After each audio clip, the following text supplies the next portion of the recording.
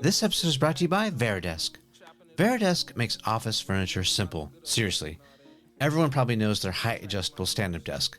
I use it every day in my video production business. It was really the first step to create a happier, healthier me because I was sitting all the time, losing circulation, and standing up just feels a lot healthier.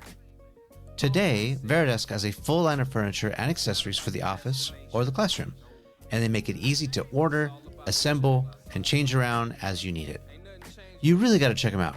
Just go to veridesk.com/behind the brand and take a look. So a lot of people will watch this show, and it's an ongoing series. We sort of pull the curtain back and reveal, who's doing what and what's the secret sauce. Give us some of your best advice. Imagine like we're talking to 21-year-old Lori Greiner just a couple of years ago, I'm sure. And just a few. Tell her what you would say to her right now, just coming out of college. I would say go for your dreams. Go to do whatever you want. There's nothing stopping you. I believe that if there is any goal that you have for your career, for your life, all you have to do is put your mind to it and then do all the smart things in which to make it happen.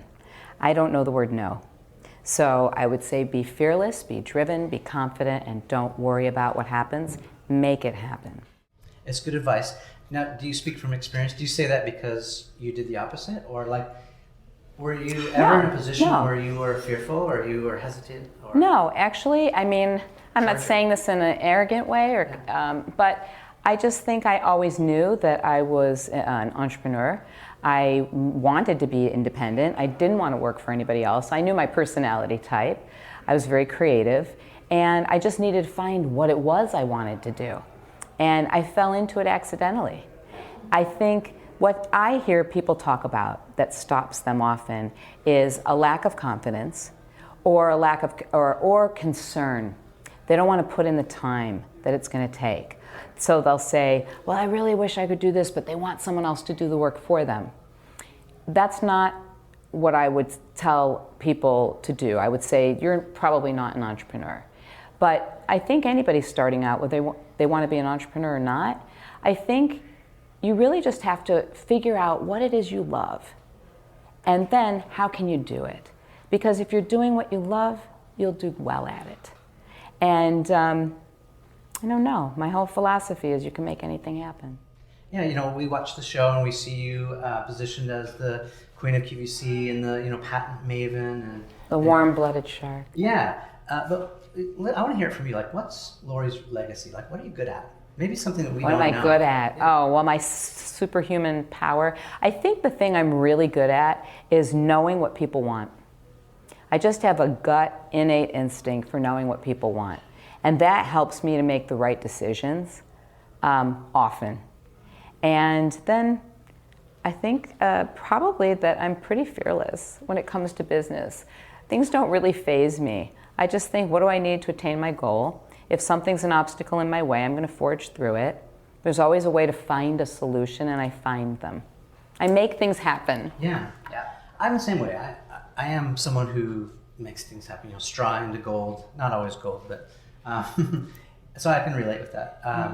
Talk to us about maybe one of your biggest failures, and from the point of view of hindsight's 2020. A lot of people, they want to avoid these mistakes. The reality, guys and gals, is that you can't have success without the failure, and that's okay. That's part of it. But what stands out in your mind is maybe something a big mistake or a failure that you learned from? Well, what's interesting is with my trajectory, with what I did, my career path, I was a product person, and so I look in terms of what product didn't make it, kind of thing, because really for me, it was always learning. So there were stumbling blocks along the way, like somebody might say, falsely want to take one of my products or one of my patents, so they'd file a fake lawsuit, or they'd do something in which to knock me off, and those were really hard stumbling blocks because I had to learn legal very quickly. I would have to fight things. Did you take it personally at all? Oh, sure. Every entrepreneur gets knocked off, especially with their best products.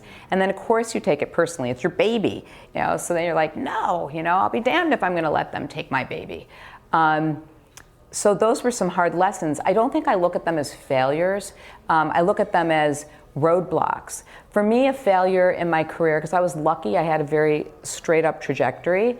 I think probably if a product that I really believed in and put a lot of money in failed, that was like, woo, that's a failure. Yeah, what's the most amount of money you've lost at one time? The biggest failure was I did this product. It was so funny. I thought it was so clever. And in my mind, I always thought if you do something, if it's really great and you give people a lot, like quantity, and it's good price, they'll buy it. So we had this like centerpiece collection thing that it floated candles and it had regular candles and it would hold fruit and candies and it's hard to explain, but like twisted and turned into a million different things. Sesame knife of yeah, like 28-piece centerpiece, yes. And the buyers at QVC wanted it to go on pre-Mother's Day. And I said, in my gut, no, this is holiday. This is a holiday item. It's a centerpiece. Like, who decorates their table only at holiday, right? They said, no, great Mother's Day. So I didn't go with my gut.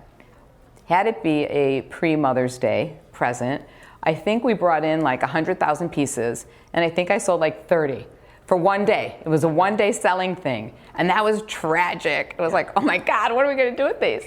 And I felt like crap. I went home feeling like the biggest loser. And then, fortunately, they had to hold on to some of the inventory. We sold it at Christmas, and it blew out. So, lesson, follow your gut.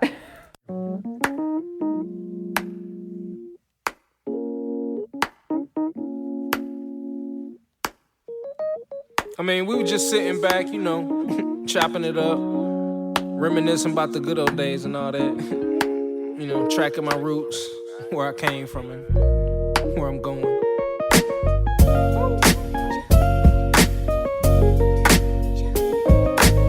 But like I say, man, always said it. It's not about the destination. It's all about the journey. Ain't nothing changed but the weather. The dangling carrot that hang from the rear view. Your dreams in the past ain't nowhere near you. Backseat drivers got nothing but 2 cents. Shotgun riders, 2 biased, they all like